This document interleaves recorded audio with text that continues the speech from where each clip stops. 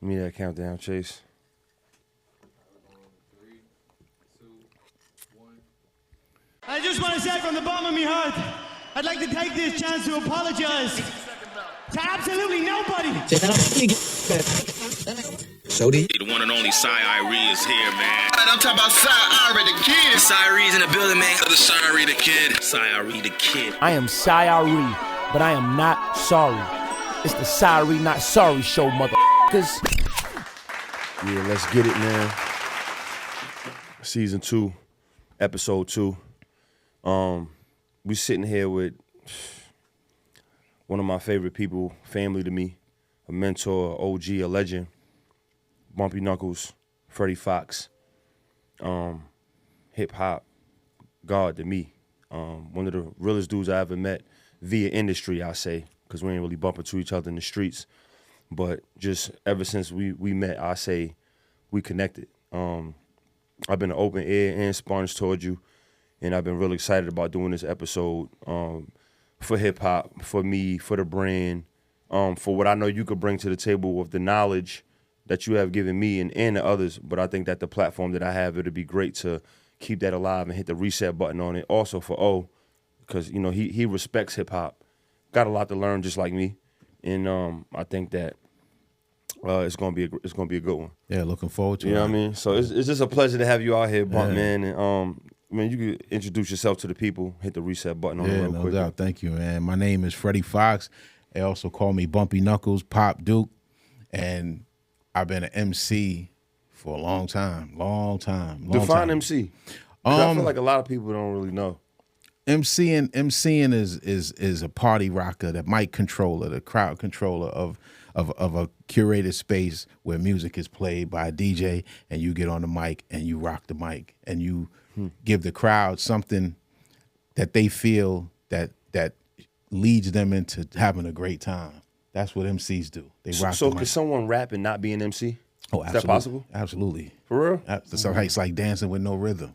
The dance is the dance. You know what I mean? But if you don't correlate that with some kind of rhythm or structure, then it's some of the authenticity of it is gone. You know what I mean? MCs have a special job to do, and that job is once that mic is in your hand, you have a job to do, and that's the crowd is that. You know what I mean? The people that you're talking to, you know, people have turned it into something else. But where I learned it from, you know, I watched greats, you know, like Melly Mel and Kaz and Tito, Fearless 4. I watched all these guys put things together that people stood and came into the park to watch him. Like, yo, I want to see him rap. I want to see him rock the mic. It wasn't so much about lyrics. Yeah. It was about controlling the crowd. Right. Being able to be the guy that everybody is focused on in the audience, call and response. Salute to DJ Hollywood and all those great guys that were teachers to us on how to start doing what we're doing. We turn it into what we turn it into, but they are the ones who planted the seeds. Right. You know what I Well, mean? when do you think it? Cause that's an interesting point. You're saying it wasn't about lyrics. Who would you say in hip hop started making like, okay, all right, now it's about lyricism? You know what I'm saying? Like what was that?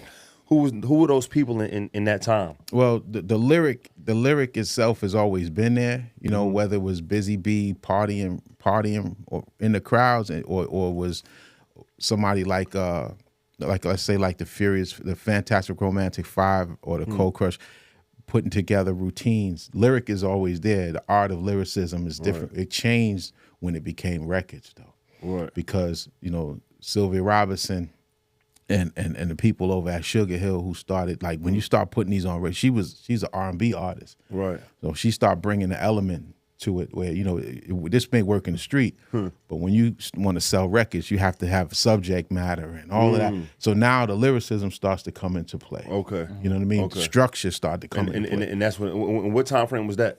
That was like in the 70s, 80s. Oh, word. You know, in the 80s when you start hearing Sugar Hill and all these different songs coming out, you start hearing like structure to the songs. So structure came from the record companies telling them, okay, like when you listen to Rapper's Delight, it was just one big long record. Yeah. Right? Yeah. And they were telling stories, and the rhymes were about the rhymes, but it didn't seem like forced lyricism, so to speak. Right, right. You know what I mean? Right. Nowadays, these dudes get a thesaurus and go get on the toilet and go crazy. You know what I mean? Right. But then it's you know, you miss storytelling and all the different creative ways that we could put words together and make them rhyme, and still people still get the conversation. You know? Right.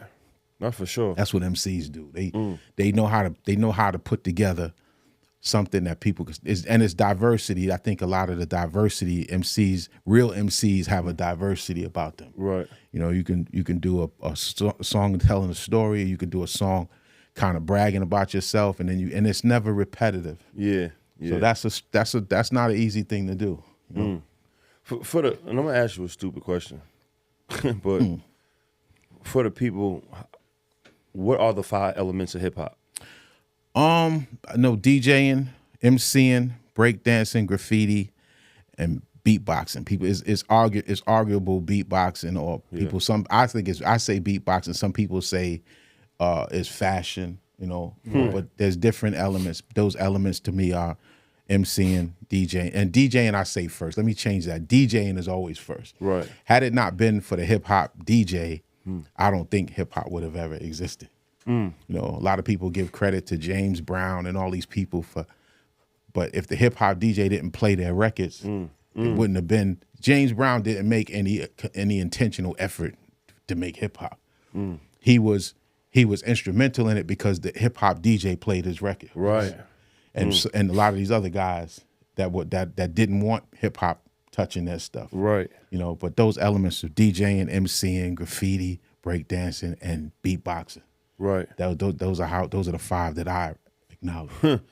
Yeah, I think that's important because I don't see that spoken about a lot, and it's like now with everyone's opinion being at an all-time high on the internet, it's like, you know, you got the stuff going on right now. Like let's like transition into what's going on with like the alleged big 3 with, like, you know, Drake, Kendrick, and Cole competing, and Cole coming out apologizing, right? And it's like a lot of the arguments when you see you got the up and down opinions about Cole apologizing while he was supposed to be responding to Kendrick and sparring with him, you know, as competitors. We know they're not doing nothing in the street. It ain't gonna turn into nothing like that. They not saying they soft or nothing, but they're just not them type of dudes. And it wasn't based off of it's not no street beef. So it's clearly competition.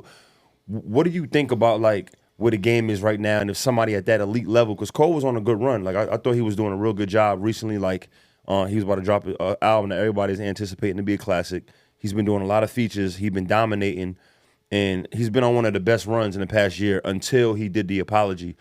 And in your opinion, I'm sure you've been in a lot of back and forth. I've seen you in a couple back and forth. But it's like, what do you think about that when somebody goes, well, I'm not there mentally. You know, I don't want to compete against my brother. I don't want to do this, y'all. I'm sorry. I shouldn't have put this out. Like, what you think about that? Did you see it? Yeah, I did see it. What do you think about him putting out the response and then saying, I'm gonna take it down and I apologize. I shouldn't have did this. I didn't. Pressure. He was under pressure to do it. I mean, if your fans stop loving you because of something like that, they're not really your fans. It's, you know, fan now is temporary. Back in the days, one of the most interesting concepts of battle was between Kane and Rakim.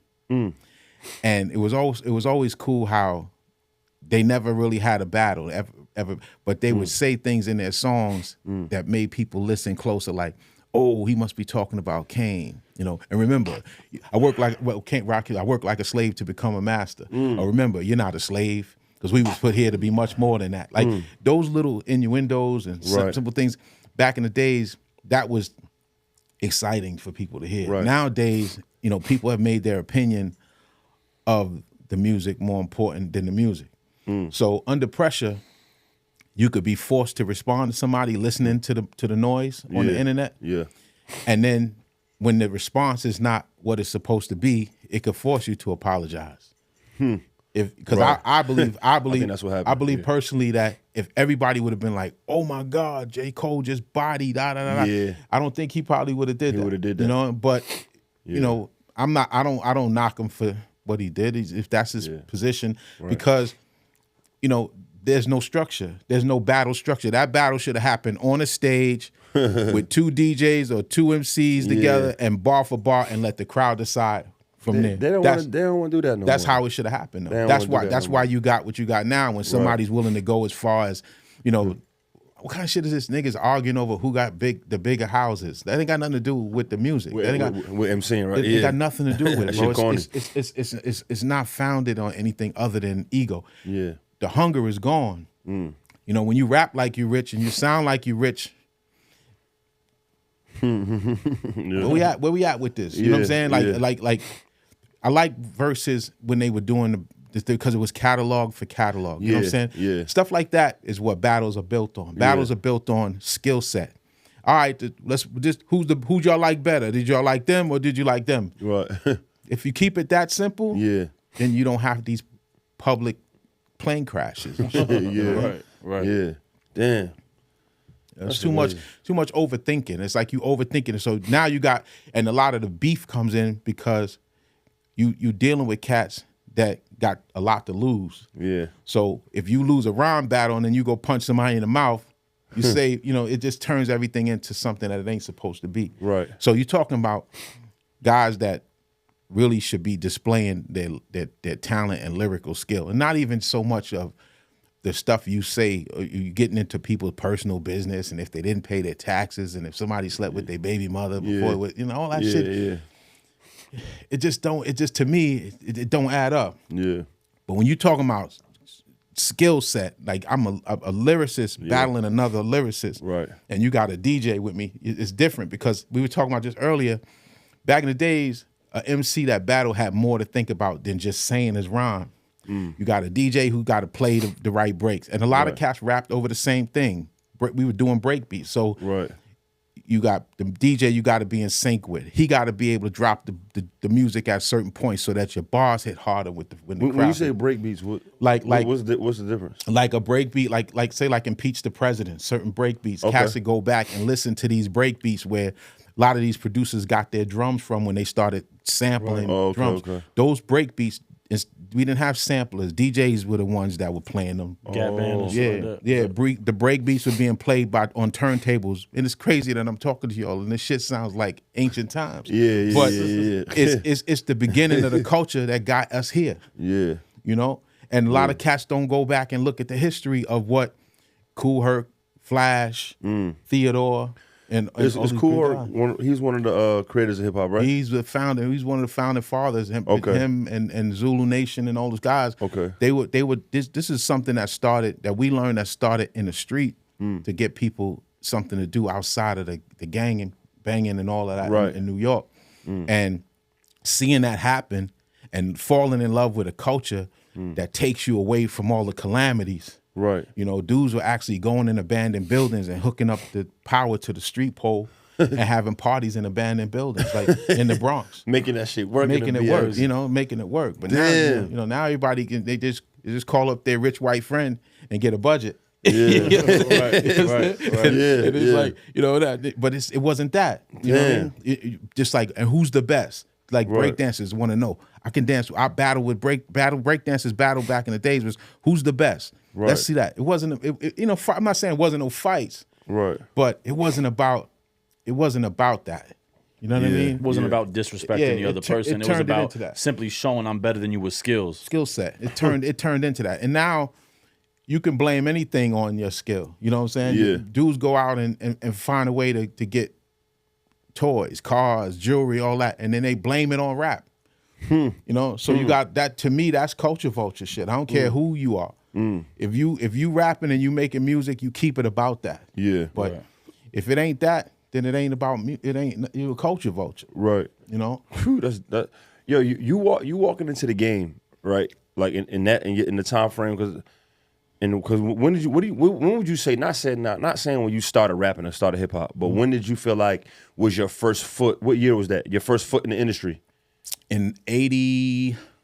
I graduated high school in 85. I had a record deal in 86. 86, which was the year I was born. That's crazy. I had a 86. So, but for you to get from point A to point B into the industry, how were you able to do that then? Like what were the steps? Like what was the buzz you created to be able to get heard, whether it was through a DJ or through a label? What were the steps for you to take from, okay, I got from here, now I feel like I'm 1 foot in the industry, I'm about to drop a record, I'm about to, what did you have to do then? Is it anything similar to now, or it was way different? Nah, it was different. It was a grind. Like we didn't have access to people like that. Like first of all, we couldn't. You had to go to, if you got a record made when like my first record was with a group called Supreme Force, and we did I did a deal with a production company called OT Fresh Productions who produced our record and shopped it for us. Right. That we did one single. It came out. It's an underground vinyl classic record that people look for, but it didn't hit the mark. Right. So after the group thing, I did a solo thing, and that was a different ball game because Eric B was looking for somebody to do a project with him. The stories out there, oh, Freddie Foxxx didn't show up. You missed the meeting. Yeah, I missed it on purpose. Why you do that? Because I was in a group, and the group that I was in, I promised them that we were going to do a record together. Okay. Eric wanted one MC. Okay. So I hear guys like Marley Marl tells a story of how I didn't show up to his house, and that's not truth. The truth is the meeting was supposed to be at my house. Okay. Eric never mentioned Marley's name to me. Eric B said, I'm working on something. I need a guy. The guy brought him to me. I seen him.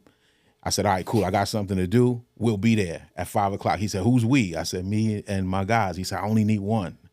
So I didn't go because my guys, I didn't want to not do what I said I was going to do. Damn. And I was the most aggressive in getting it done. Yeah. You know what I mean? And I promised them we going to do a record together, and that's what I did. So then after that, then I did the solo thing. Oh, yeah. Okay. So that didn't make you lose the relationship with Eric B at all? Nah, Eric signed me after that. Right, as a solo artist. He signed me and managed me as a solo artist and got me signed to MCA. So when I was on MCA, I did a solo album on MCA, and it wasn't successful, but I knew that the deal that they did was only because Eric brought it. Right. You know what I mean? Right. So I used that opportunity to get my name. That was the biggest thing that being signed in the label ever did for me, was put my name out there. Yeah. So after that, I was off to the races. But my best experience as a solo artist was learning independence, and that came from digging in the crates, being around Lord Finesse, and Showbiz, and those guys. Right.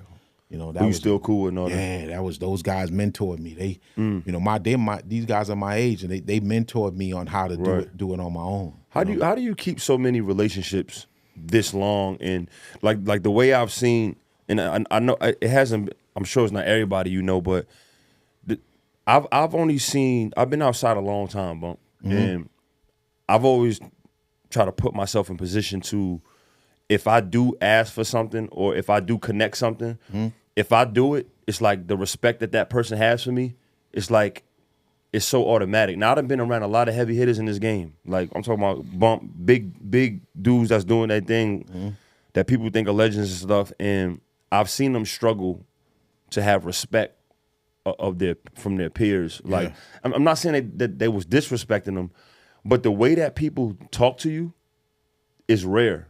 It's like, I haven't seen that much. So to revert back to my question is like, how do you have such longevity of relationships with these people for so long, and they have such a high respect for you? What do you think you did? Is it something similar to like you missing that meeting because your boys couldn't come?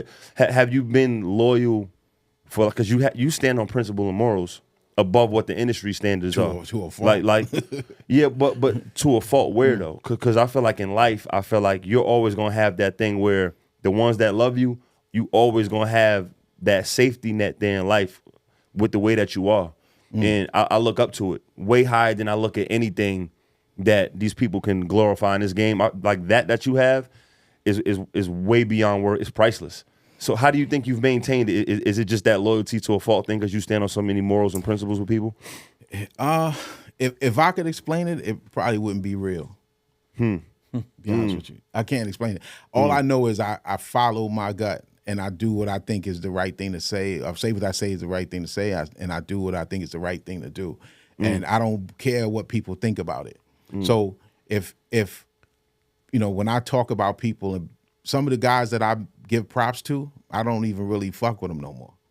But that don't mean they not good at what they do. I don't want to shun what they do. I still rock with Lord Finesse. I still rock with Digging the Crates. I'm not talking about them. I'm just saying in general, you may hear me speak on somebody, but I won't tell you how we get down. I've had disagreements with people, but that don't mean that I don't switch up how I feel about them. Right. So the relationships are, Finesse, me and Lord Finesse, man. Yo, Bump, how you feeling? You all right? Calls me up, checks on me. I do the same with him. Right. That is important. You know what I mean? There's on one of my songs I say, when I was young, I had a best friend, and he's still my best friend because we took time to check in. You know what I mean? That's what made us stay friends. You know what I mean? My boy Cap, I call Cap, yo, man, what's up, bro? You all right? What's going on? Yeah. We talk about our kids. We talk about our families. We talk about, this guy was with me, first guy I ever rapped with since I was in pre-K, when I first heard MCs, when I was a young guy. He's been my friend since then, you know? It's that, dog. It's nothing. With the music side of it is you gotta bring something to the table that's not in the room. Right. That side keeps us bonded musically, but then you pick and choose who you allow to call your phone. Yeah, no, absolutely. To invade your space. Because there's a whole lot of fake family in the game. Oh yeah, all that crazy fake family talk. Yeah. I don't play that, I never been a cat that like to be out too much in the clubs. Like, I always felt like when people see you too much, they get too comfortable. Yeah, too accessible. But I want to focus on being creative and thinking of some way that I could, because I was independent when a lot of these guys had deals on labels. Right. And I was still doing it. I was still doing what I had to do, but it was harder for me. Yeah. Because I didn't have no backing. I didn't have no, you know what I mean? And I think when you get into a space where you're comfortable writing songs and making music the way you make it, that's where you got to keep your focus. Don't let nobody tell you, yo, man, you should change this or you should fix that. You could hear it. You can put that shit in a space somewhere where it's storage information, but don't jump on everybody's idea of who you should be. Right. I ain't doing that shit, bro. Because there's people who gonna paint pictures of you that you didn't pose for. Right. Yeah. You know what I mean? Yo, Bump is a mean dude, or you slap a couple niggas, now you Suge Knight now. Right. You know what I mean? It's like, come on, man. Like, we men. Right. It's what we do. We bump heads sometimes, or sometimes things can get crazy, but you're not gonna sit out here and tell me who I am. I'm gonna tell you who I am. Right. You feel like a lot of the respect, or not a lot, but some of the respect you get is due to fear? Ask the scared nigga. Who you asking me for? Hell of an answer. That's crazy. Yeah, God damn. Ask the scared motherfucker, because they the ones that's scared. I don't know. Right. That's real. If it is, that's on them. That's on them, right? You know what I mean? If it's like a motherfucker giving you $1,000, is he giving it to you because he wants you to have it, or is he scared of you? Or does he think, it's still $1,000 in your hand. Right. Why he did it is on him. Talk. Yo, but what is your upbringing, yo? We never talked about that. What's your upbringing? I had a great upbringing, man. I had my mom, my dad, my family. I'm a family. You grew up in a two-parent household? Yeah. Word? Yeah, on and off. Where are they from? Are they from like other? My mom is from Alabama. Word? Yeah. My mother's from Alabama. And where though? In a small place called Wetumpka. Oh, I ain't been there. There's my father's from Maryland. Yeah. Damn. And then they went to New York and had you. Yeah, and then I was born in Long Island, in Rockville Center. That's what's up. Hospital, Rockville Center. Your parents still here? Yeah, my mom is. My pops is gone. Pops passed? Yeah. Sorry to hear that. Yeah, he was crazy. Where Pops was crazy? Pops was wild. You was close to your Pops? Yeah, he used to play guitar. He was a singer back in the days. So you got a lot from your Pops too, huh? Yeah, there's a lot from him. But I got family members that was into the music game. My grandfather used to play like a little ukulele and all that. Everybody, music is a part of everybody's life. Yeah, you never know where you get it from. You know what I mean? You have some music around you. You never, but I was I got a story that I'm sure many of us had when your mother have those house parties and you the one sitting at the record player playing the records. I used to do that. I used to do that for my mom. I used to love playing records in the house all the time. They had all the Candy Staten and all of the OJs and all that stuff, and I would just sit there and play the records, and I would stare at the label spinning. It was weird because when I finally got a deal, I walked into a record company, it was MCA, and I'm looking at all these plaques on the wall, and I felt like, damn, I made it. Like, you feel like you made it. Yeah. Right. And it took 3 months for that to be a dead feeling. Why? Because it just wasn't what you thought. The disappointment set in because you see that it ain't what you thought it was. You know what I mean? So now your mindset goes into, okay, what do you do now? Do you keep making music knowing this disappointment, or do you give up? I wasn't giving up because it really was in me, and I wasn't in the music business I wanted to make money, but I wanted to make good records that made money. I didn't just want to make money. Like some people don't mind being paid for doing nothing. Yeah. Me, I don't want that. That's such a great. You giving so much game right now, and I say that because that's what you just described. That happened a long time ago. Still happens now. But now you got the thing like, and I went through it. Like I did label runs 3 times. Me and Diana. You know what I'm saying? And so, but I remember when I first posted my first picture at Def Jam. I went to Def Jam. I went to Atlanta. I went to Interscope. When I went to the office, you take the picture on social media, and all people say is congratulations, congratulations. But to your point, there's this movie called Maze Runners, and I love the concept of it. It was every time they solved something, it was another issue, and that's kind of how the industry is. And I try to tell people, it was like, yo, at these moments, that's not the last level. That's not the final boss. No, so you like going in there and seeing, oh, I'm in here, like, just like I've been there. Like, I've been in there going to the Cash Money Universal joint, like, oh, damn, this is it. Like, I see the Nicki play, I see the Wayne play, I see the Drake play, I see the 1 billion records sold, the Birdman.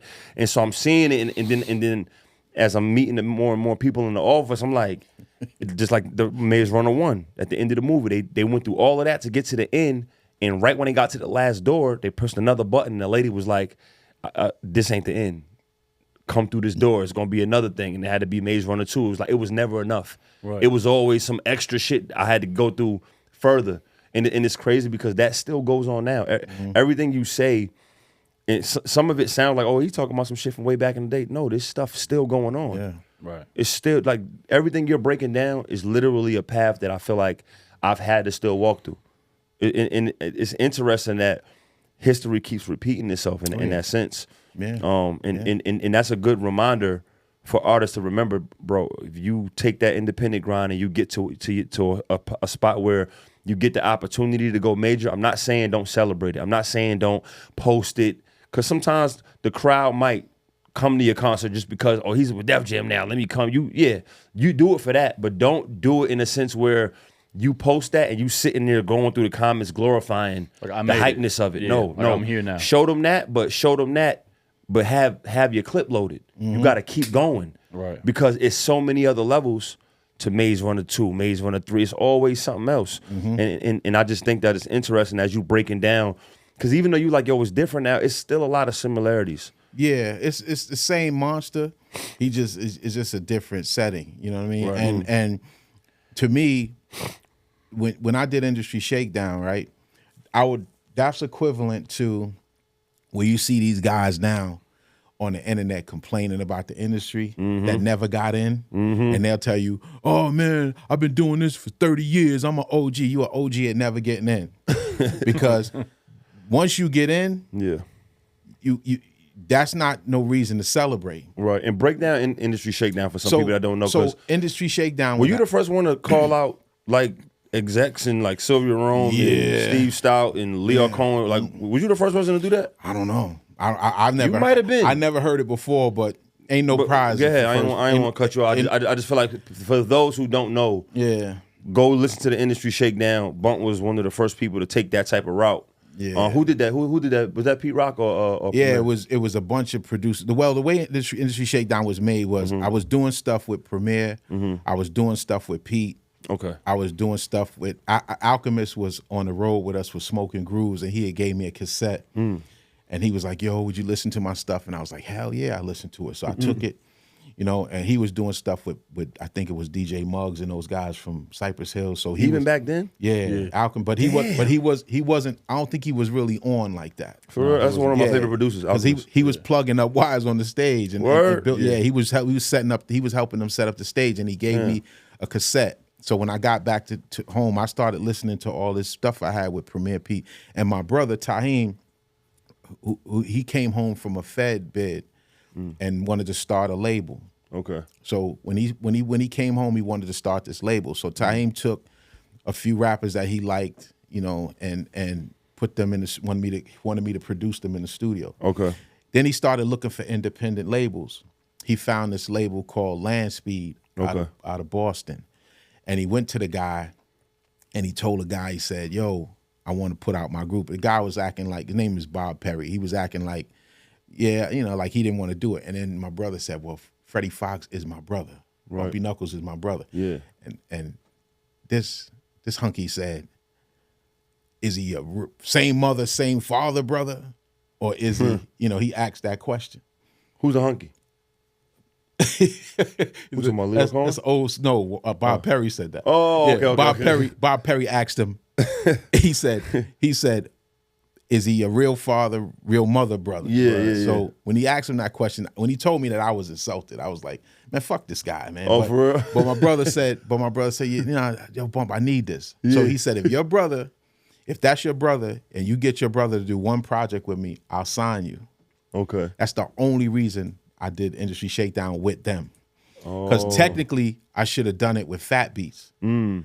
But I did that favor for my brother. And that's why I did Industry Shakedown. And it ended up being as big of an album as it is. This guy was just, he fucked it up. He stole everything. It was a big issue. Anybody out there that knows me knows I'm really a perfectionist when it comes to having a different sound, a certain sound. So what I did was, I didn't really trust him. Yeah. So I took a couple of joints that I had with Premier, a couple of joints that I had with Pete, a couple of joints. The only producer that knew that they were producing for Industry Shakedown was Pete Rock. He was the only one that knew what I was doing. Everybody else I had records with, I was rocking with them, and then I was piecing it together. Right. So I gave him, because the original album, Industry Shakedown, is all Pete Rock. Right. Okay. But I broke it up because I didn't believe, so that album is equivalent to where you see these guys now, you know, that frustration and that anger, that hunger, that real wolf in the woods, hungry type of vibe. Right. That's because I put it on music. I put it on, you know what I mean? Right. So that's equivalent to what these guys are doing now. They, instead of being online, typing that shit, go to the studio, and make the songs. Right. But they too busy wanting to be friends with everybody. Yeah. Facts. You know what I mean? I don't really care about that shit. Like, I know I got friends, bro. Believe me, I have some powerful friends, and they good dudes. Yeah. And they rock with me, bro. Like, I can make a phone call and get a lot of things done that I need done without no pressure. Right. Music industry shit, street shit, whatever it is. Right. I got great friends. Right. And I don't care too much about appeasing these people who may possibly do something for me. I don't like that shit. Right. You know what I mean?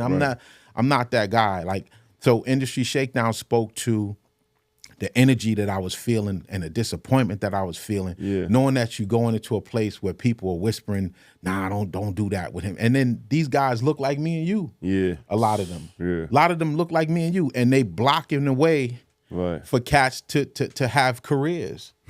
And some of that is a blessing, believe it or not. Yeah, for sure. You know? This way you stay out of these stories and all of the shit that's going on now. You stay out of that shit. Yeah. I've been blocked out of a lot of shit, bro, and I'm grateful for it. Nah, for sure. I accept that differently. I get motivated when people start fronting and hating, and I get motivated. Yeah. What was the feedback from it though? Like instantly. Oh, man. Now give me the pros and cons though. Give me the good things from it, and give me give it to you straight up. Like, cause give me the good news. Give me the bad news first. Well, a lot of the bad shit was that it was going through the label offices. Like, yo, you heard this record? Da da da. Yeah.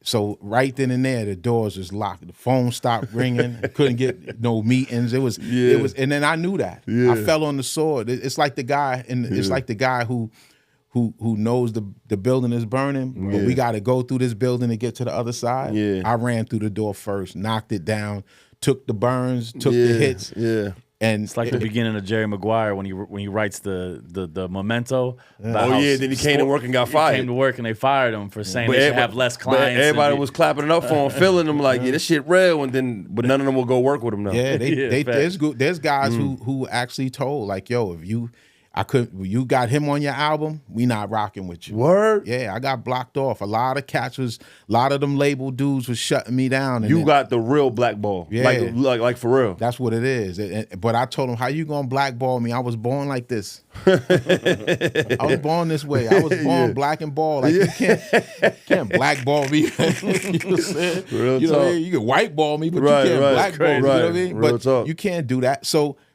you know, and I had to accept that. And it was about can they break me? Can they make me go somewhere, quit rapping, get a job, give up? No, I kept doing what I did because it's in my chest. It's in me to do it. You know what I mean? When you got the one thing they can always take, my mom always says this, Mama Love always say, they may take money and they may steal ideas, but they can never take your talent. You know what I mean? Right. And that's the thing that I think a lot of artists, I try to encourage a lot of artists to do is always groom yourself to be talented.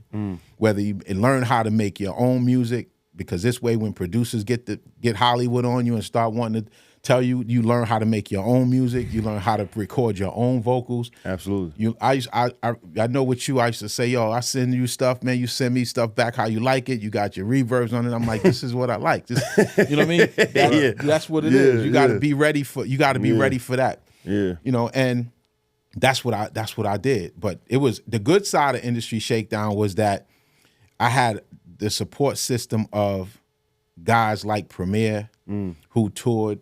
We toured together. I stood behind you. Yeah, we took it to Europe, and I was performing Industry Shakedown songs before the album came out in Europe. You know, and I almost wanted to move to Europe at one point, man, because I was seeing so much love there, and I was seeing because they really appreciate the culture. Even to this very day, man, I was little kids, young kids say, "Yo, I love your music. I listen to it all." They name my songs. They quote. That's where your fan base is. You know, I think a lot of cats got to stop trying to kick down doors of rooms that they don't want you in. Right. Instead, you go in the room where you get accepted at. You know, it's one thing to say, "Yo, I'm gonna make them like me." But a way to make them like you is to build an audience of people that like you, because people gonna go where the crowd is at. Right. You know, this is why I love Tech Nine so much. That's game. I love Tech Nine so much because Tech Nine told me a story. He said, Bump, I remember playing a club, man, one time. I think he said it was in Oakland or LA somewhere. I don't remember exactly where, but he said, first show I did there, man, nobody showed up. And I played that club every week until I filled a room. And that's why he's the biggest underground artist I know. Right, you know, today. Now he got a crowd. Yeah, Crazy crowd. And I respect that. Like, because you don't let nobody define you. Right, he got his own style. So yeah, man, great guys too. And then that kind of enthusiasm should spread to guys who want to wake up famous. You know, I always tell people, if you wake up famous, you wasn't sleeping, you was working. You know what I mean? There's dudes out here want to just pop up and think, you know, somebody gave Nana died and left some inheritance, and now you bought a car. And now you want to tell people you successful at rapping. But once that mic come on, I don't care how many cars you got, how many women, broads you got. I don't care how much money you got. Right. When that mic come on, that's the only thing that matters is, can you rock that mic? Can you rock that crowd? That's it. It's all that matters, dog. What's something, Bump, that you miss, and like, what's something you miss and don't miss about the way the game used to be? And what are some things maybe you like and don't like about the game today? Well, I think I miss the way hip hop was presented. You know what I mean? Like I like the fact that there was a profession. The beauty of being signed to a label was labels know how to present your work. Like the art covers, the credits, the thought that was put into. Yeah. You know what I mean? I miss that. I also miss the camaraderie in the game. There was a lot of good camaraderie. Like, you know, I remember being on stage one night with Cool G Rap and Scarface in the city. We just jumped up there and rocked. So that kind of shit was like, man. It's those moments that you create. Yeah. You know what I mean? When KRS One, I was downtown, you know, working, messing around in the street, hustling a little bit, and KRS One pulled up on me. It's like, yo, man, come on, I need you to go to the studio. Right. You know, and guys like that, like the camaraderie wasn't there. You know, it's like now you got a bunch of guys scrapping to be seen. Yeah. It's different. Right now, I think what I don't like is it seems like everybody can title themselves hip hop. You ever see like a news clipping come out that says, "Oh, a young aspiring rapper shot and killed 2 people yesterday," and then even hip hop platforms put that on their page, but they never say, "Oh yeah, a young aspiring dentist," or a young aspiring parking lot owner or something. Right. It's always hip hop. It's always that, and I feel like the titles are just thrown around. You know, dudes call themselves legends and dudes. You know, I don't even call myself a legend. Yeah. I never do that because it sounds better when it's coming towards you than when it's going from you. It just Right. sounds better. But this is everything's too accessible. You couldn't access a celebrity like that. Yeah. You'll have a Rakim sighting or a Kane sighting. Or, You couldn't go on Rakim's Instagram and be like, "You're trash." Yeah, so it just You made know what I'm saying? Like, yeah. and disrespect someone like that. You know what I mean? Yeah, you can't do that anyway. But Right. I get you. I get what Yeah, you're saying. Hey, you niggas are dead. Try it. Yeah, I get what Do you're saying. you think hip hop and rap need subgenres? The way like when rock like reached its peak, you had like heavy metal and glam rock and alternative rock and do you think because you have like I wouldn't mind. you know what I'm saying, like maybe the guys who are more melodic, they still get called rappers or still hip hop. Someone like a Lil Uzi Vert gets put in the same genre as a Black Thought. They both get called a rapper. What do you think about a concept like that or something like that? I mean, who am I to tell a tree not to grow branches? Yeah. I can't. That's not my place. Right. My thing is, I think that's what this is. I think hip hop. I look at hip hop as a giant tree with a lot of branches. True. Right. Yeah. And if it wasn't for the roots of the tree, there would be no tree. So you can allow a guy like Uzi Vert, you can allow somebody like a Cardi B or Nicki Minaj to do their thing and be who they are because that's part of the tree. Yeah. It's what's developing. You know what I mean? It is what it is. You know what I mean? But the higher the tree gets, the weaker the branches are. Remember that. You ever see how thick it is at the root? Yeah. And then by the time you get to the top of the tree, you got the little thin pieces up there. That's the tree, bro. And it is what it is. But in the process of that tree growing, it's only gonna grow based on what it's being fed, to nurture its strength. We don't recognize the roots start to die. That's why you always see me make a record about the forefathers or say something about the forefathers. I kept their name out there sometimes harder than they try to keep their own names out there. Right. Because that was something that I've said in myself. I wanted to have the responsibility of saying, I gotta salute these guys because, and not just one time, many times. I talk about Cold Crush. I love the Cold Crush Who the forefathers specifically? I mean, just a lot of them. It's so many guys, like the groups that I learned from. You know what I mean? I'm not saying that the kids today have to talk about those guys that far back, but at least know who they are, study them. Right. You know what I'm saying?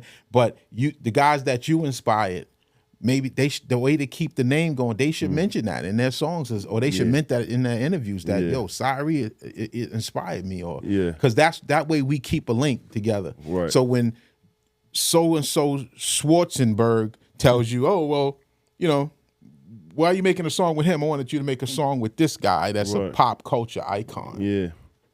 Right. They can remind them that, oh, I got a responsibility too. Yeah. Because hip hop doesn't really own up to the responsibility of keeping the roots of the tree nurtured. That's very important to me. Them giving Kool Herc a Rock and Roll Hall of Fame induction is a great thing. Right. I wish it would have been a hip hop thing, but Rock and Roll Hall of Fame is great. That's a great accomplishment. Yeah. However, You gotta take that. You take that and you look at that as like, wow, to me it's way late. Yeah. Way late. Right. Right. But, you know, people focus more on how much money we losing as a culture as opposed to, yo, we don't even celebrate each other. You got guys now, everybody screaming this 50th for hip hop thing, right? You got cats now using that opportunity to show you who they don't fuck with in the culture. Yeah. You know, they know who the legends are. They know who the icons are and the curators are. They know who they, but if you got a personal problem with a person, you don't take away that accolade because you and that person don't see eye. That's some sucker shit. Yeah. Right. You know what I mean? Right. But that's just how the game plays. So you got to navigate your way around that by just saying, listen, I don't want to be a part of none of that. Right. Because that's going to distract me from making this next project that I'm working on. I'm focusing on that. Because when you dead and gone, bro, somebody going to tell your story wrong. Right. You better tell it while you here now, and you better tell it like what it is because they gonna tell it wrong. They're gonna tell it wrong every time. Yeah, they gonna tell it wrong. They gonna when you gone, you better say, well, you can't. Somebody got to say, yo, I remember how he did this. Oh, nah, you wrong, fam. He got a whole video talking about how he did that. Right. Well, he got the good thing is the content that's out now. Yeah. It's out there. Right. You know Yeah. what I mean? Yeah. So that's one of the things I do like is that you control your social media page is gonna be your obituary when you leave here. Correct. So people gonna go to crazy. they're gonna go to your social media and they're gonna look at it and see who you really are. So think about what you posting now. Yeah. As an artist or as a person who wants people to know who you really are. Don't wait to get old and then start being the good guy. Yeah. What you think about it now? Like, it's almost like people use social media. It's almost like they talk to the person that they lost through Instagram. Like the caption would be like, man, we had so many good times, man. You used to do this. And dead people don't read Instagram posts. It's like, it's almost, and I'm not knocking it because, you know, what's the word? Grieve, however you have to. Yeah. You know, I'm not opposed to it. I just think it's like a thing now. It's like you always got to make that post so that everybody know how you felt and see. And it's like, and I done lost a couple people. So it was like going through it is like, I kind of hate the motion of what people feel like they have to do toward me because I lost somebody, because I made a post about them just to keep their name alive. Right. It's so many pros and cons of things now. It's like even with the relationship you had with Pac, do you feel like Pac get a lot of love, but do you feel like it's accurate the way that they describe Pac in the way that even the trail back before we get into that, how did y'all connect? How did you meet Pac? Respect. He just Pac was we were out around the same time. Y'all got connected somewhere, or y'all was somewhere? Just ran into each other, man. Respect. I was at Flavor Unit. You know, he was around, and we just out of respect. Flavor Unit was what? Queen Latifah's label. Yeah, out of respect, just guys who respect each other. Just he and I just had a bond, that kind of bond. I didn't really hang out with him a lot, but when he was in prison, I reached out to my boys in there that rap, Minnie, Rara, and I said, yo, this is my guy, man. Look out for him and make sure he's all right, best possible. You know, a lot of cats showed love to Pac, you know what I mean? Because of his spirit and how he was. A lot of dudes who talk about him now, you know by what they say if they know him. If they know him for real, a lot of the guys is clout chasing. Right. You know what I mean? Because Pac is still bigger than a lot of rappers that are big out here. And he's gone. Right. You know what I mean? So, you know, when you can take Tupac's picture and put it next to Bob Marley, John Lennon. Nah, facts. You know what I mean? The guys that are forever icons. Right. But you can never create another Tupac. You know what I mean? But that's what I say when I say, tell your story while you're here, because everybody got a story, bro, and the true story is not always the best one. Right. You know what I mean? So I watch a lot of cats on podcasts talking about this and talking about that, and it'd be so much bullshit, and the guys don't push back. The people that they talking to just want the story. They not pushing back like. You know, you watch these dudes having these nervous breakdowns on TV and crying, all this old bullshit. Not going into that with the Pac shit, because I watched I watched part of the Benzino interview that he had on, and we could get into it or not. It's up to you. But Benzino did an interview on Drink Champs. He told a story about trailing into the you said Flavor Unit. What was it called? Flavor Unit. Yeah, I guess y'all was on a tour. Was it Queen Latifah? So whose tour was it? It was a Flavor Unit promo run. We just went down to DC to do something at Howard So who University. all was on that road? Because he told a story as if y'all was in a car somewhere, somebody got into some words, and a pistol got pulled out. Da da da da da. You had to get out of the car, some shit like that. And I got multiple questions on it, but it's like, what in your eyes, was that story accurate? Nah, it wasn't. But well, let me say it like this, because I'm a big fan of just keeping it moving. But in a nutshell, it was a Flavor Unit. When I was signed to Flavor Unit, it was a bunch of artists there. It was Lati and Biggest Sisters, RSO, Lakim Shabazz, and it was a bunch of us. You know. Yeah. How was y'all moving around? And we were in a van. Okay. They sent us to DC in a van, and in that van it was me and RSO and the driver. Okay. So we were driving in that on our, after we took the train out there. Then we got off the train. They had a van for us, so we jumped in that van and we headed over to Howard. And you know, at that time it was a lot of tension because nobody was really on. Right. You know what I mean? So we listening to music and then carrying on, and something happened with him talking too much, and I got frustrated. Like I was quiet. I wasn't saying nothing to nobody. Everybody was quiet, and it was only, I think he said I was bullying people or something like that. But just bullying people? If I was bullying people, which I wasn't doing, that sound like a sucker. Right. But if I was bullying people, only people I would be bullying would have been his crew because it was just us on the van. So I wasn't bullying anybody. You know what I mean? And a couple of his dudes were pretty cool. Beef and Hearst, all them dudes are cool cats. And I didn't really have no problem with nobody. But he just kept, when people play their music, he was talking over it and just being disrespectful. One thing led to another. I made a move and shut it down. That was really what, in a nutshell, I'm gonna say it that way. That way, I don't put myself in a jam. But yeah. Respect. But he told the story backwards. You know what I mean? And so hold on. You say he told the story backwards as if the move he claimed he made wasn't made by him. He told the story backwards. I'm gonna hold it there. He told the story. He did. You know, people just half telling stories, and he said something that wasn't what it was. But I'm not even really mad at him for that, because why do you think he did that? That's who he is. That's who guys are nowadays. But why would a nigga play with? What make him say I'm gonna play with Freddie Foxxx today on Drink Champ? I'm saying, how cool are you with Nori and I'm all right with Nori. Me and Nori ain't got no. I hope we don't. I don't think I got an issue with anybody. But what's your take on that when somebody say like? And I'm not saying y'all close like that, but I couldn't imagine somebody coming and doing an interview and telling a story about either one of y'all without me, like, I don't know. I just feel like I have to make a call, or I just feel like I come from that. It's like I feel like I have to make a call or confirm, or this really happened, or like I like when Gilly and Wallow do that. Like when Terrence Crawford was talking shit about Boots, he picked up the phone and was like, "Yo, Boots, man, Terrence said you ain't sent him no contract to fight." Right. And Boots like, that nigga lying. You know what I mean?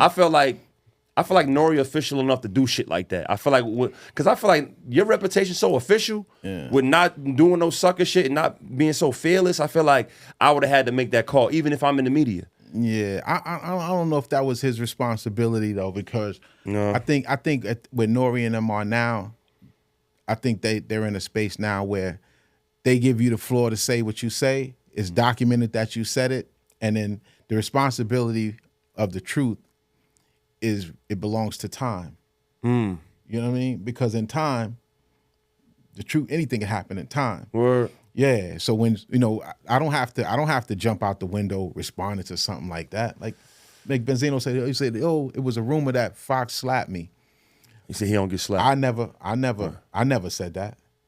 I Right. never said I slapped him. Right. I've never said, you ain't never seen me say anything that I've done. Right. Because that to me is like the people who I done it to, they know it been done. You keep that code in every interview though. I feel like you did not say some shit in interviews because you just move that militant.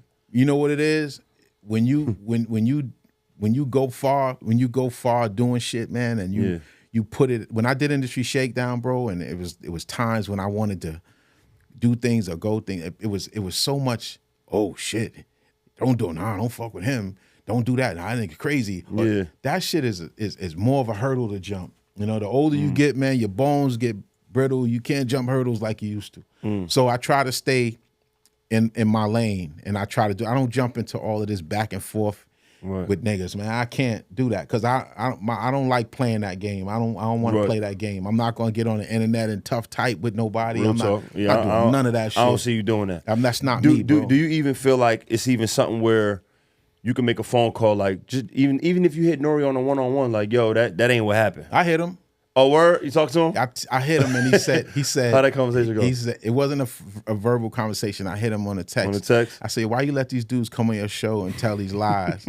He said, I don't think he meant any harm, Bump. Maybe it should be a teachable moment. And I said, okay. That's it? That's it. I can show it to you. That's it. And I didn't say nothing outside the line. He knew that I was uncomfortable with it when I sent him the message. Yeah. His reply was, I don't think he meant any harm, which means he spoke for Benzino and what he felt Benzino's intentions was. Yeah. So I personally said, he said maybe this could be a teachable moment for him. He said, and I said, okay. And I left it right there. That's all I need to say. Ain't nothing else to talk about. I know I wasn't going to chase him around about him telling a story that wasn't the story. If people want to believe that Benzino did that, then that's on them. Right. Does that don't change me? Does that come with like wisdom and age, or is like would you have handled that the same way 30 years ago? Nah, 30 years ago would have been different, ball. but nowadays, man, I don't really care about that shit. That shit don't mean nothing to me, man. Different ball game. 30 years ago would have been different ball game. But now, I mean, it doesn't benefit me to do things that would put me in any kind of prop situation with these people who I don't, you know. Damn, I love that. That OG shit right there. That shit just beautiful. Cause it's not really enough. I'm gonna keep it a buck though, Bump. I don't ever see myself being at that side of the media to where I love what Nori doing. Like all of the people that got the podcast platforms that come from the street, the hood, some like just coming from nothing and evolving into something else. I'm a fan of. Cam and Mace, Gillian Wallow, Nori, all these niggas. Like even Joe when he have his weird moments. You know what I'm saying? Like I'm just proud of all of it. But it's like that part of the media, and if I don't know you, then it's just different. But if it's like I feel like when we got the special ones like Gilly, Wallow, Nori, I feel like they have a duty to be that inside person that's like, okay, I'm gonna do my job. I know I'm media. But it's like when you cross that line where I know both of y'all, I gotta at least have a job to do it right. I get what you're saying on the. Yeah, I feel like I would never. I have to get to the bottom. I gotta know if this is a fact. That's a personal preference because you gotta remember, these guys that you're mentioning are not journalists. There's a difference. Correct. There's a difference. So I don't charge Nori or anybody else with any of that. All I know is. They put these guys out there on their shows. We do these podcasts. We talk about what we want to talk about. You're in control of what comes out of your mouth. When you're in control of what you say, right? You're in control as an individual of what you say out of your mouth. Yeah. I could sit here and tell you, yo, man, I took this motherfucker, grabbed him in the collar, I punched his face so many times, he looked like a pancake. Yeah. You know what I mean? Right. Then once I say that, then it goes, you know, it goes crazy and you lose control of it. So you should be in control of what you say. Those guys have a responsibility to get content.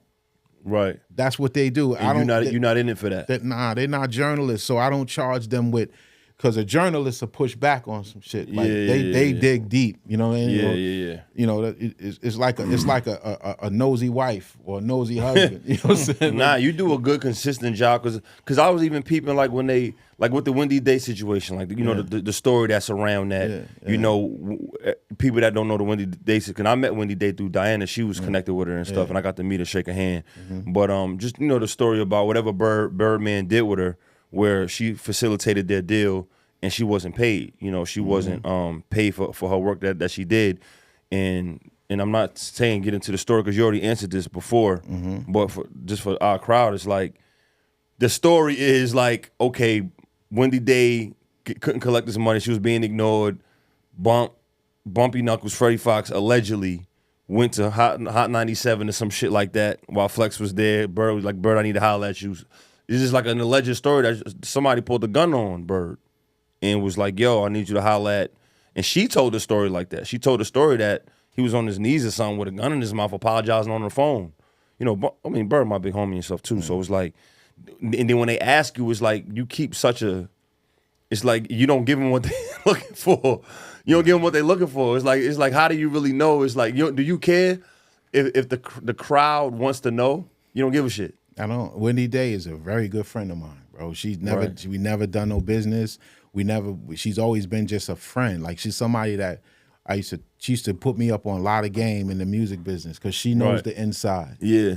And Birdman is a black man out here in this Yeah. world trying to get his money, man. Yeah. And that's it. Whatever happened between he and I on that sidewalk out there, Yeah. he know what it was and I know Right. what it was. And, Right. and we shook hands and walked away from each other when it was over. Right. I'll leave it there. Right. And Wendy's a good friend of mine. Right. And I always try to bring people together to figure out the problem. Put them on the phone with each other, say what it is. And that's How do what you it is. become that guy? How do people know that you're that guy? That's a special guy to be. I don't care what they know. Cause it's only a few of them type of niggas in each hood or area that you have like that. How do you think you became that dude? I don't know. I don't know. I think when you move along in life and you start walking along in life, I got my calamities and the things but I got, when you move along in life, bro, you pick up the lessons and that's how you build your shield. Your body armor is you pick up lessons that you learn going along the way. And it's like, I don't want to be, I look at dudes now, I'm 57, right? I look at dudes now, my age, still trying to talk street credibility shit. Yeah. For what? Corny.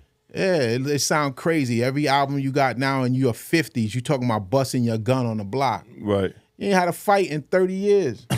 You didn't even have an argument with niggas in 30 years. It's so much lessons that you learn in life that you can't spit your something different based on what you learn. Yeah. You don't, that's when you force for somebody telling you who you are. Right. Your fans, I want to hear you screaming through the song like you did in the 90s. Right. You give me some music that gets me there, I'll do it. Right. But if that ain't what the music is telling me to say, I ain't gonna say that. And Right. That's how MCs rock. That's what Right. it is. I'm not a big fan of, of trying to impress people. I just rock the mic, bro. And if you like it, you like it. If you don't, you don't. And sometimes that's a tough space to be in when everybody's trying to, hey, yo, look at me. Yeah. Look at me. Right. Look at me. It's like how you see greatness in other people when you're always looking at yourself. I would have never seen you if I was only thinking about me. Right? Real talk.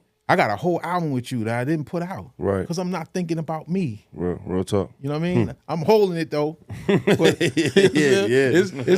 I can let it go right now. People Right. be like, yo, this shit is crazy. Right, real But talk. but it's that bottle of wine that I never opened. Yeah. And put on the shelf and it's Yeah. dated. Right. And it's like, yo, that's what excites me. Like that right there excites me, man. Being a guy who can know that people, because my job ain't to fix people's problems, but the kind of friend I am, if you call on me and I'm able to help you do it, I'll get involved and say, hey, listen, man, that's kind of whack. Like, you know what I mean? Like, Yeah. let's not be that. You know what I mean? Because Right.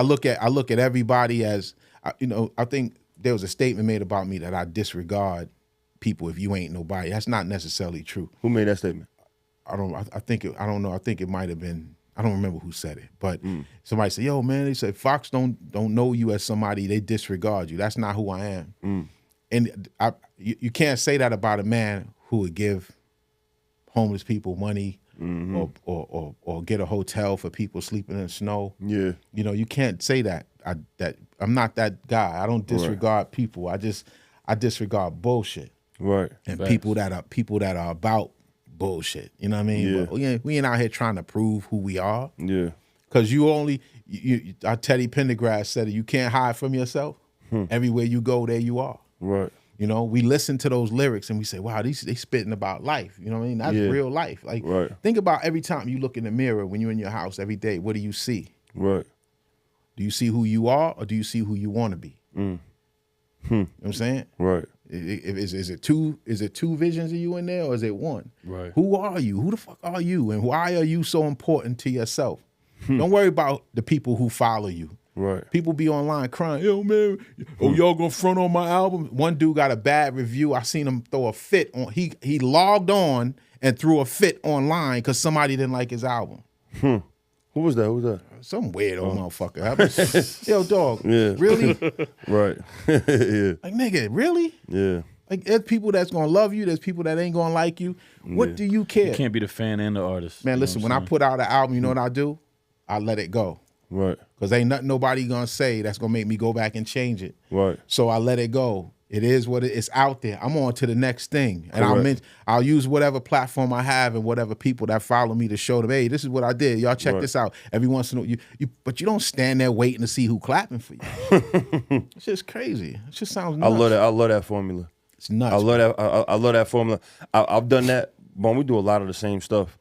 I've done that so deep now that I do it to my own team. Yeah. Like there was a time when Diana used to be like, send me the album, and I stopped doing it, and I used to have to tell her I'm not doing that shit no more because I don't, because I'm in the mix of ending this project, and I'm so creative in it, and I don't want to hear you go, this is the single, this is the don't do that, I don't want to do that. Yeah. So I stopped sending Diana the music. I said, you gonna get this shit when I package it all. Yeah. I said, Diana, here's the date, here's the pitch sentences, send this to the DSPs, this the priority track, this gonna be my first record, this the video I shot. That's how I give it to her now.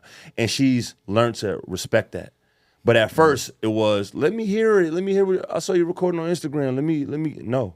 Yeah. You know what I mean? And I do that to everybody now. Like that same thing is like, let me create. I'm not sitting back waiting to think, Diana, what you think? I don't never ask her that. That's your power though. Yeah. That's the power you have as an artist. You know, the great thing about the quarterback is he gives the ball to the running back or he throws it to one of the receivers and they take the ball and they get it to the next level. But Facts. being the creative, you say to yourself, I'm the creative, and whatever your process is, whether you're in the studio with 4 or 5 people who help you come up with that, or if it's just you by yourself, you follow that and you get it to where it needs to be, and then you pass the ball to the person that does their job. Their job ain't to tell you. If that's not part of the creative process, their job is not to tell you, hey, yo, can you turn your vocal down a little bit? Can you put a little less reverb on this? And then, you know, everybody's not qualified to speak on your creative process. You can't tell an artist how to draw a line. You can't tell an MC how to say one. That's Real how talk. I look at it like that. Facts. You know what I'm saying? Because the game is not about, you know, I'm not one of them guys who goes around glorifying all these rappers. Yo, this dude is the next one. He's the next this. Or everybody got a style. Right. Some cat's style is original. Some cat's style is copies of another man's style that they think they doing better. That's that circle. Those 3 circles I taught you about years ago. There's 3 circles in this game. There's an outer circle, there's a middle circle, and there's an inner circle. That middle circle of people that'll never get out of the game. That inner circle, that little small inner circle, that circle around them is the ones that come in and out when they want. That's where I'm at. That outer circle is cats that'll never get in the game. They out there. Those are the ones with all the beats, all the songs, all the music. The beautiful thing is social media works best for them. The outer circle. Right. Because now you see all these, it's like with women, you see all these injured, bruised up, disfigured bitches, and they ass in the camera. Every one of them, they will always put their ass in the camera. Right. They don't care what they look like outside of that ass. Yeah. Those outer circle people, you know. Yeah. Then you got these beautiful queens, the beautiful girls that carry themselves a certain way. Ain't nobody clicking on their pages and shit. Right. You know, but they looking at all of the riffraff. Yeah. You know, just like with rappers, the same way with rappers. You got all these rappers that they not doing nothing new under the sun. Nothing but new. they telling you they the best at it. Yeah. What you think about that with the female? Because the female MCs is like, they kind of killing right now. They like a lot of women is doing their thing. But I felt, how you feel about like every time a female got a new record out, it's like the promo of it is ass. It's like the promo of it is they got to twerk and get all the girls to do a twerk challenge to it to make it go. You think it'll ever get to the point where we get another Eve, Queen Latifah is one of my favorite female MC artists of all time. Lauryn Hill. You think we'll ever? And it's no shade to it because you got to have some of the. It was wild bitches in the hood since the beginning of time. It's always that freak in the hood. It's always a couple freaks. So I'm not mad at that. I'm just mad at why are those always the leaders? You think it's ever gonna get back to we gonna have girls that are actual MCs and talk about stuff that we going through? They out there, but then you can't be mad at the ones that are doing it. You got to be mad at the people that are being allowed to be told what to look at. Because if you see, you just think about this. All the times you scroll on your page, how many times you see an ass come across your screen? It's gonna be cheeks on my shit if I open it right now. All the time. But we mandatory. There are people who like to see that, and then there are people who don't like to see it. It is what it is, but you don't ever want to get caught heavily bashing that because you wasting time because you don't control it. You know what I'm saying? So you got to look at. There's more to look at than that. There's a lot of great female artists out there that are doing both things. I'm not saying just because somebody put their ass in the camera, they not great artists. There's some good artists out there, but there's also great artists out there that it's just sad that the list is short. You know what I'm saying? Because you don't know, everybody out there that's, you know what I mean? There's some great MCs out there that's not their focus. Female MCs. I always on the front of Industry Shakedown, I remember saying, female artists, don't never let nobody tell you can't do this shit.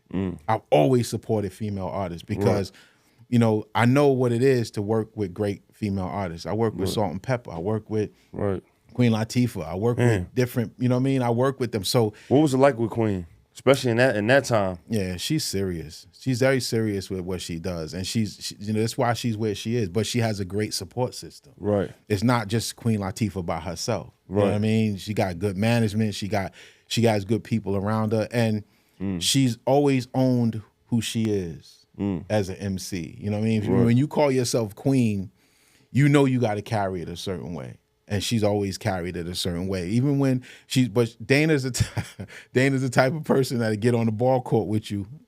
Who Dana? Latifah. That's her real name? Her name is Dana. Oh, word? She'll get on the ball court with you and bang out. Like I play ball together. She play ball with the yo dog. You ain't ride motorcycles and all that. There was stories that she was like putting hands on niggas sometimes. Like she I never was rough seen like that. I never seen that. For real? I never seen that. They said Queen has stepped to a nigga like a nigga. Yeah, I never seen that. I never seen that, but I don't doubt it. But I never seen it. For real? Nah, she's always been a sweetheart. She's always been humble. She's always been like not really talkative. You know what I mean? She has a great personality. She's very pretty. Right. And she knows how to carry herself. She was focused on her career. And she knew how to navigate the waters, but she got a strong team around her that knew how to help Even her. back then? Yeah, knew how to play the game. She had a label. She had a whole label and took on the responsibility of signing artists. And then whatever things went left or right, she's always still stayed professional. So I always respected her for that.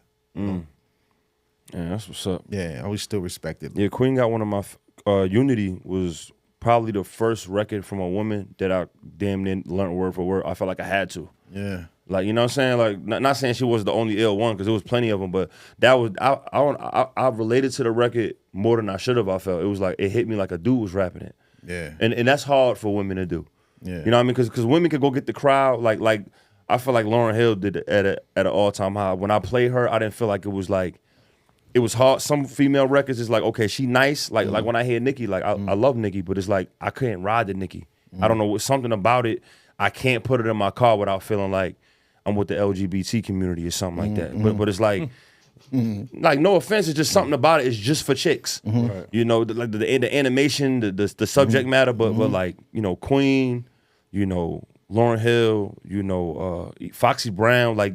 When they played them, it was almost like I was listening to my mans. I don't know what it was, but it was just like I felt it without feeling like it was all sassy and shit. You know, I don't know what they was doing. Just being a natural MC. I think people kind of do what they learn. You got to remember, Lauryn Hill is around Wyclef and a bunch of musicians.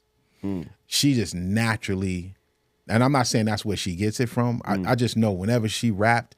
It just didn't feel made up. She just was naturally in a groove. You know what I mean? Like if you watch that clip of her at the Apollo when she started rocking and it just was the way she engaged. It was a natural. She's just a natural MC. And then her singing on top of that is the icing on the cake. You know, Dana Latifah is the same way.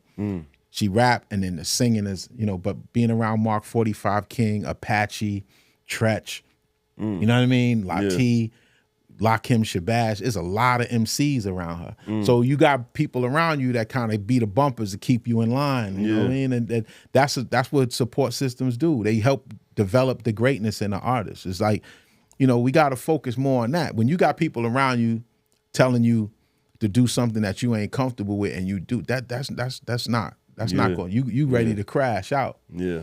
People should be helping you elevate your style of creativity. Look at all these crews that had good people around them that like Andre 3000 and Big Boy and them dudes, man. Like, you know what I'm saying? That whole Goody Mob and all of that. Like, to me, bro, that was like, to me, my personal opinion is that was like the strongest shit that came out of the South. Yeah. Yeah. I remember that feeling that I got when I heard the Goody Mob and when I heard Andre 3000 and when they first came out, I was like, yo, this shit is crazy. Right. Were those some of the first, because like, when you based up top, it's like, were those some of the first people who were some of the first artists in the South where you was like, oh, nah, them niggas got some shit going on down there? Them. It was them? Yeah, it was them. I mean, what Luke was doing out of Florida was next level. Like, it didn't make me want to do it, but it made me respect what he was doing. Like, like the guys like him, you never forget that. Yeah, for sure. I mean? Even if you never danced to a record he made, you know those records because, you know what I mean? I never forget, there was a DJ in New York, I can't remember which one it was, that was laughing at Master P's record when it first came out. He was clowning it. And not even 30 days later, that was one of the biggest records in the city. Which one was that? It was this Master P's first record. I think it was Na Na Na Na. Oh, okay. Yeah. In New York, this DJ in New York was clowning that record, and when it came, when it finally popped off, they had to change. They had egg on their face because that record. And I was like, yo, listen, man, New York had a problem at one point believing that everything should have sounded like what we was doing. Facts. Now it's different. They don't sound like we used to sound. They sound like the South. Yeah. And I'm saying, here you go. Yeah, get ready. Here you go. This is, now you're gonna see. Now you're gonna see where the real creatives is at. Where the real creatives are. Are they guys that gonna stick to the script and do what they do, or are they gonna mimic what's going on outside of the lines? I respect all styles, especially original styles. Guys that are strong original styles have changed the game. No, for Busta sure. Rhymes. Oh yeah. Rakim. Yeah. You know what I mean? People who come in with unique flows and deliveries that have staying power on how they rock the mic. Yeah. You know what I mean? Real talk. That's a huge thing to be. What you think of the state of New York is right now? I'm gonna be honest. I can't stand drill music, even though I like a few records from drill. I don't like the culture of it. I don't like what it stands for, and I think that they're not taking their time being creative. A lot of the drill artists, and I when I go to New York, I don't really hear a lot of, let's use the word MCs anymore. I feel like no one cares about being the nicest on their block no more. Yeah, or nothing. Like, do you like the drill? You ever hear a drill song and like it? You don't fuck with it? I never listened to drill music too much because I don't understand that. Yeah. So I can't judge it. I like that it's a branch on the tree. Yeah. And I don't focus on anything that I don't connect with. I got friends and family that rock with drill artists, and I'll help them any way I can to be on. But I don't judge it because people told us when we were first coming out, when we had on Lee suits and Kangos and all that. Yeah. He ain't no Isaac Hayes. Right, right. So it's always going. Yeah, you know what I mean? It's always going to be somebody that wants to.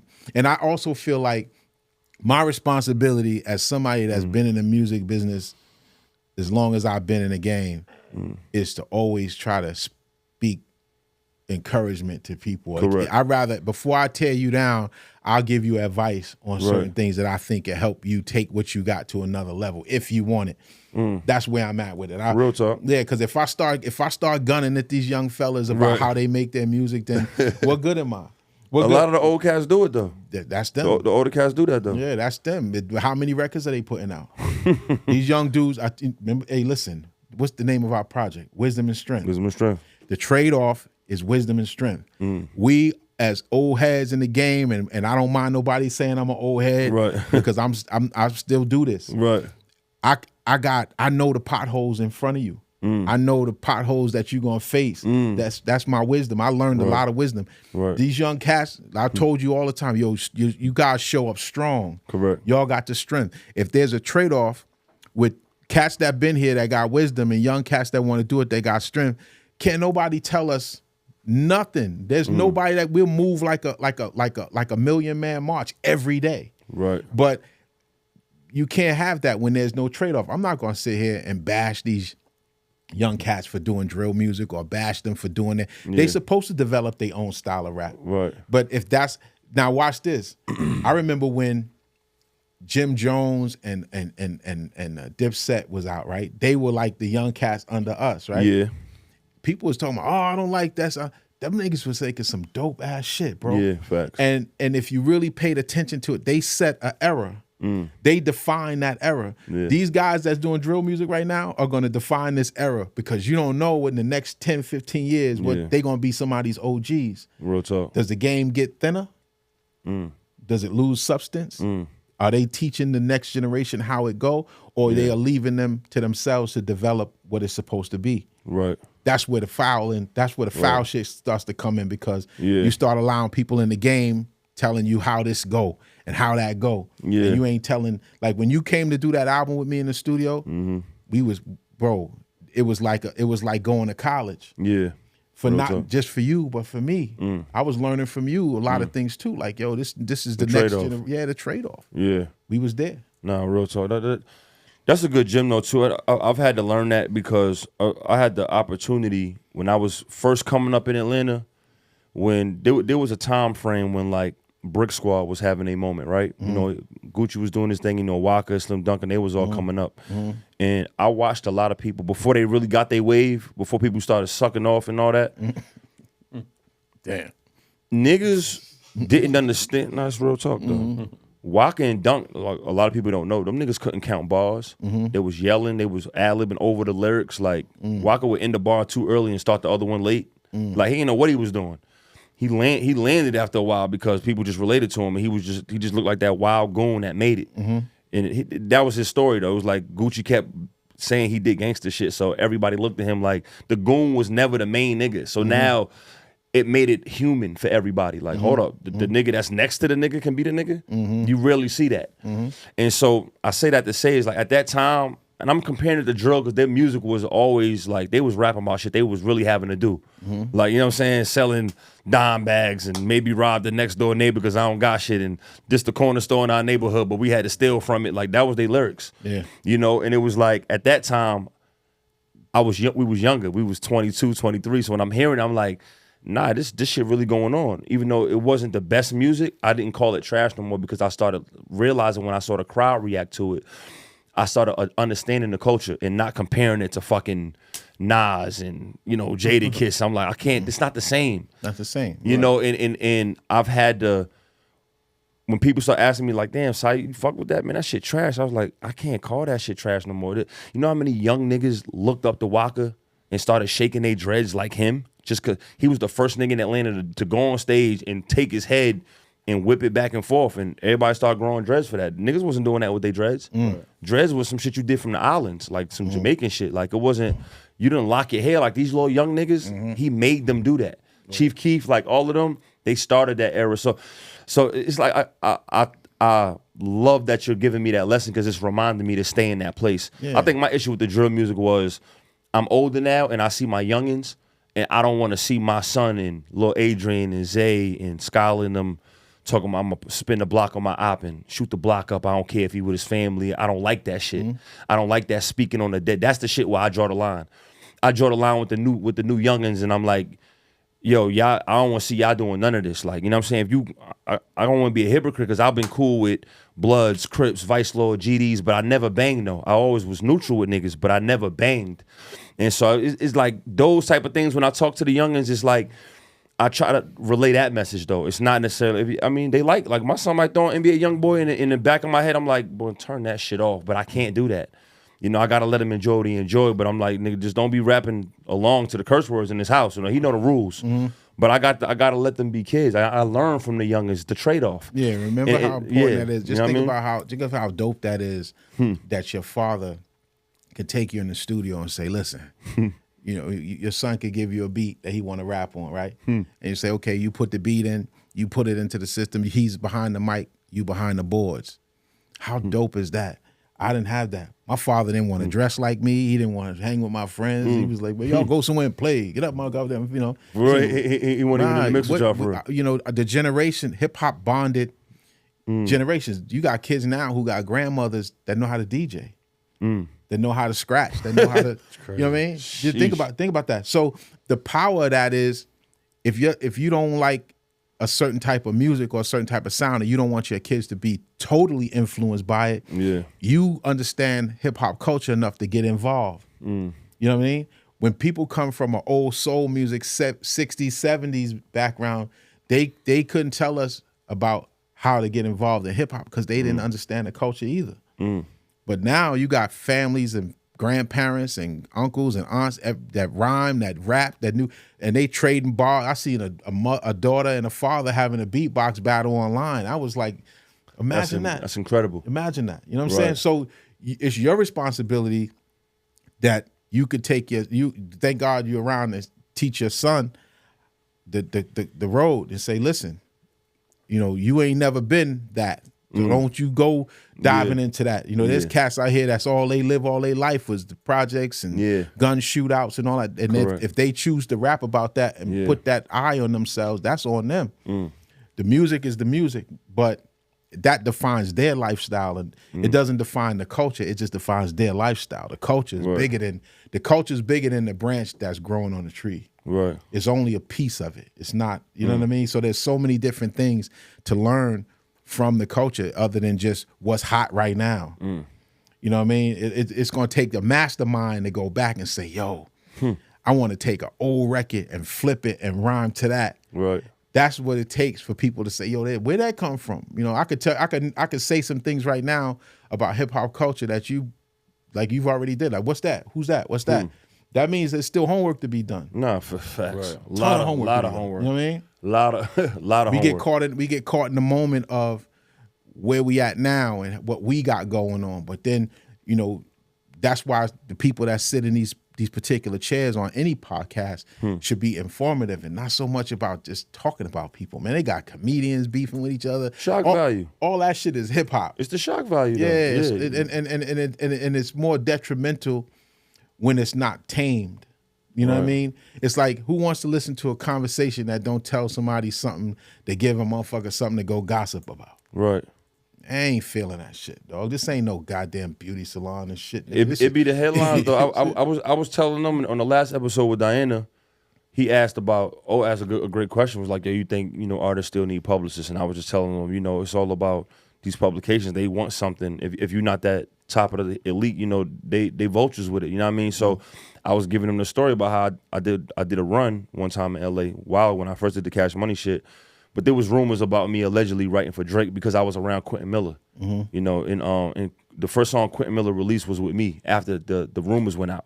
We put out a song called Man in My City, and it was on World Star Everything, and everybody grabbed it. All type of publications that I never even was on, even though I had a buzz. And when Vlad asked me about it, I was like, I wasn't gonna feed off of it because I never wrote for Drake, so I didn't even want that. And I could have probably took it and made it kind of like I could have played with it, but that's not me. And so I told him the simple, boring answer. And I was telling I was like, that's not what Vlad wants on his show. So when I hit him again to do another run, he was like, nah, we're not interested in the interview right now. And I didn't get mad at it because he did you a favor. He did you a favor. Oh, for real? Yeah, he did you a favor.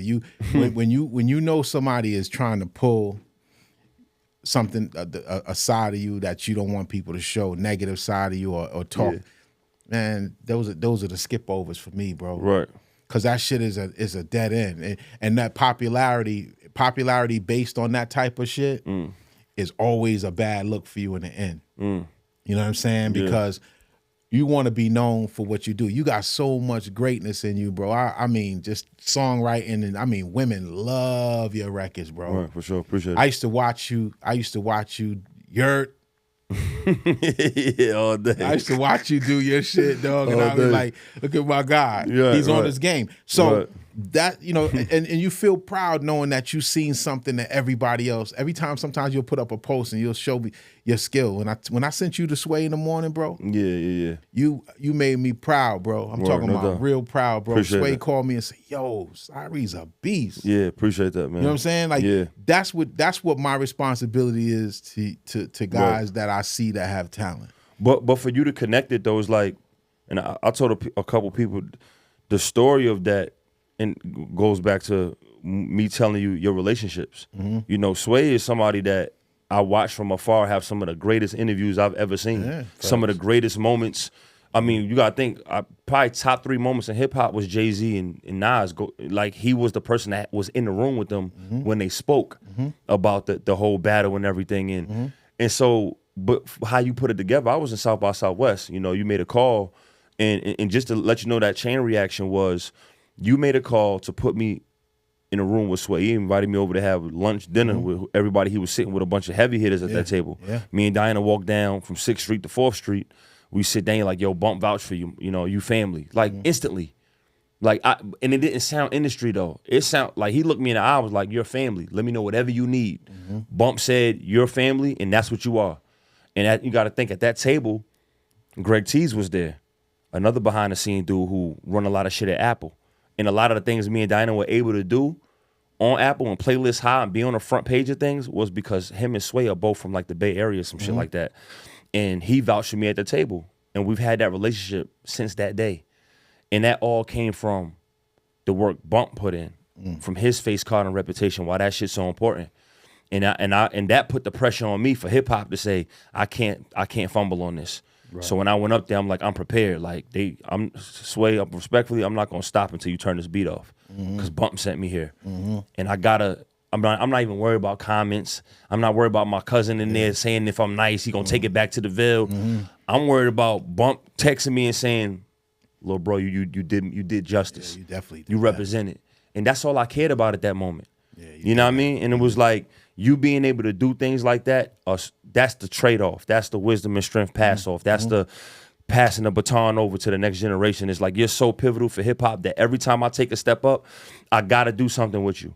I have to do something with you because that name needs to trickle on. And it's like, you still rocking on your own, but it's like, I got to do my thing for this generation and next to know, to let people know, no, my biggest hip hop album is The Shadow and the Shade 1. You know, and as I got Benny and Jadakiss and Saha and T.I. and Big Crit and Raekwon and Bump, I gotta have it. You know what I'm saying? I can't have all these niggas on here and not have an OG on here. Fuck that. Yeah, you know what I mean? And it's like, I gotta make sure I keep that going every time. Or the show, no, I ain't hitting Bump first season. We gotta get these kinks out.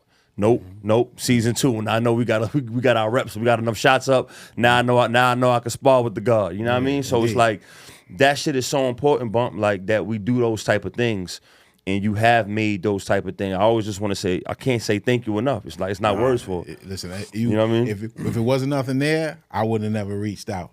But I seen it. Sure. I think the video that I saw you for the first time, you was walking on a basketball court and started rhyming. This ain't hip hop or some shit like This that. ain't hip hop. Yeah. I said, yo, this song is deep, man. It's Yeah. real interesting. And then I started looking at how I could get involved to help take it to another level. Yeah. Because, like I said, nobody needs to teach you how to rap. Right. And there's a lot of guys out here that don't need to learn how to rap, but they need experiences and situations to be put in that could give them a reason to rap better. You know what I'm saying? Right. And when you got that, that's what makes you. It cultivates all of this in you that says, "Yo, man, I want to be 60 years old and put out a record." Where I come from, my moms and them grew up like in the era of Smokey Robinson. He's 80 years old and dropped the album, bro. and the shit is charting. Right. So Bananas. I learned. I'm looking at old heads that sang R&B and soul music, and they putting out records, and I'm saying, "Yo, I want to be that. If I'm gonna be an artist, I want to be that. Right. I don't want to be this fly by night rapper that's announcing his retirement at 35, and you ain't really made no impact nowhere. Like, to me, that's all bullshit. How many projects you think you got out I don't know. I don't count them. in I its just totality? drop them. For real? I don't count them. I just drop them, bro. And I got records I produced for DMC and other people and you know, Yeah, you legendary got work. guys. I love production and going in the studio because I finally figured out how to make. I title my music Bump Bap because that's what it is. I wanted to, here I go again, developing a lane for myself, and that's what it is. It's not. I don't want to do what this guy's doing. I don't want to do what that person is doing. I want to do what I'm doing. Peace, y'all, man. I want to thank y'all for tapping into the Industry Shakedown episode. This is part 1 with Freddie Foxxx, a.k.a. Bumpy Knuckles. We had to split it off into 2 parts. The episode was too long, too great, too informational. So y'all stay tuned. I see y'all on part 2. Holla. Before I leave, gotta say what's up to the Outlaw Immortals, Fatal and Felony, Dramacidal, all my homeboys in Clinton Penitentiary that looked out for me back in New York, Freddie Foxxx, all the peoples in the East Coast that still represent, that still keep the love for me, I appreciate it. Fox is more of ahead of his time. He was never late. I got material on Freddie Foxxx right now in the vault that ain't never come out, that if I put out right now, I think heads will bug out on the lyrics of it all, like the ideas that he was coming with. But we live in a time now where ideas are not really respected, nor do really good ideas sell records. Good ideas are, they go down in history. I also think Freddie's dope because he's not afraid to flip the style up. But a lot of times people expect that he's gonna come on the record and, you know, bite your fucking head off like he's known to do and just wild on the record, but then he'll come with a different style on another record.